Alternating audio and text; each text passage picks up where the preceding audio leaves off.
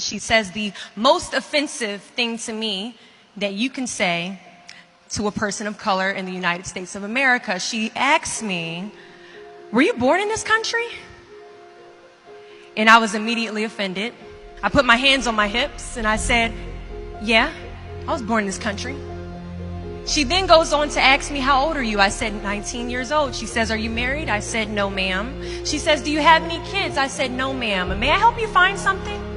She then goes on to tell me something that changed my life forever.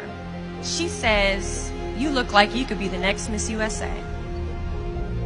And I laughed at this woman hysterically. I said, "Lady, I don't know what you're talking about. I'm going into my sophomore year at Virginia State. I'm about to commission in 3 years, go on active duty, be a military officer." Somehow, this crazy woman convinced me to meet her at Starbucks the very next day. She brought this foot-tall stack of pageant books, and she goes on to convince me to compete in my very first pageant. I compete in my first pageant 3 months later, and I lose. I go back the second year, compete in my state pageant, and I lose. I go back the third year, compete in my state pageant, and I lose. Go back the fourth year, compete in my state pageant and lose. Go back the fifth year, compete in my state pageant and lose. But guess what happens the sixth year? I lose.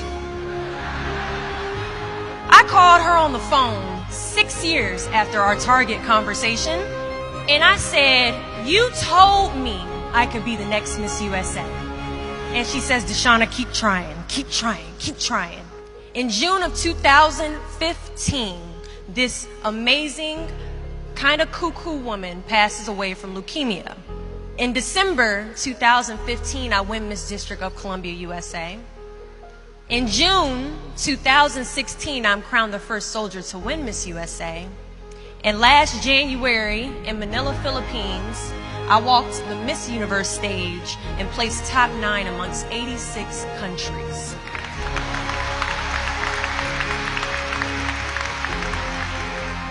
Do not fear failure, but please be terrified of regret.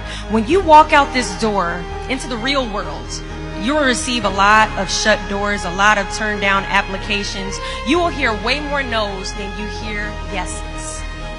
Giving up is something I did a lot of growing up, and I don't think I really challenged myself to stick anything through until I joined the track team in middle school. I remember having to ask my mom after tryouts and making it to the team for my very first pair of track shoes. Now, at the time, she walks into our house and she has a bag that has a nice Nike check sign on it. So I get excited because I wasn't getting new shoes very often. I go to take the shoe box out the bag and I notice that it says a size 9 on it. Mind you, in the 7th grade, I was a size 5. I open the box and I slide my feet into the shoe and I look at my mother and I said, "These shoes are too big." She says, "I know I did that on purpose." I was like, "Why would you buy shoes that are too big on purpose, Mom?" And she says, "Because I know that you're going to grow into them." Coach has us line up on the starting line and he wants us to run a lap around the track. As we go to take off, I immediately fall to the ground, twist my ankle because the shoes are entirely too big. See, I couldn't run at the speed that I wanted to because I didn't fit the shoes I was wearing at the time.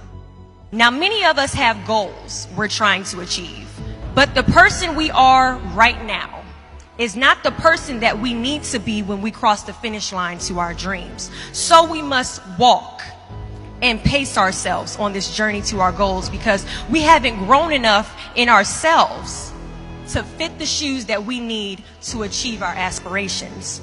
But let me tell you something. If I had won Miss USA my very first year, I would not have been Miss USA. I would not have been the version of myself that I needed to be to properly handle a national title. Many of us aren't ready to walk the race. But understand that as we walk this race, we pace ourselves, and as we pace ourselves, we grow. And as we grow, our foot gets bigger, and as our foot gets bigger, our shoes begin to fill, and as our shoes begin to fill, we can now run a little bit faster, and as we pick up the pace, we get to the finish line at the exact time we are destined to cross it. Do not fear the word no, but be afraid of the possibility of a yes that you have prematurely destroyed because you decided to quit before the clock strikes 12. There are a lot of questions that is going to keep you up at night, but I guarantee there isn't one question that will keep you up longer at night than the question, what if I didn't give up?